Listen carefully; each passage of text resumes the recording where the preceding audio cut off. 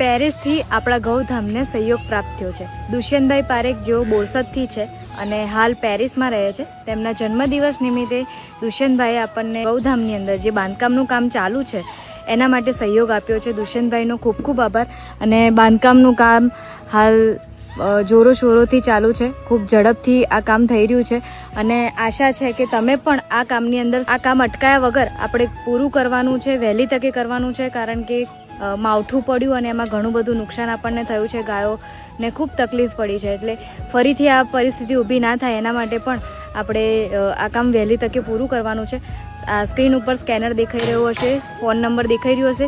આ કામની અંદર જેટલું પણ તમારી યથાશક્તિ પ્રમાણે જે પણ સહયોગ આપી શકતા હોય તો જરૂરથી આપજો એવી હું અપીલ કરી રહી છું। થેન્ક યુ સો મચ દુષ્યંતભાઈનો ફરીથી એકવાર થેન્ક યુ સો મચ। ગૌ માતાની કૃપા તમારી ઉપર બની રહે તેવી પ્રાર્થના સાથે જન્મદિવસની ફરીથી શુભકામનાઓ।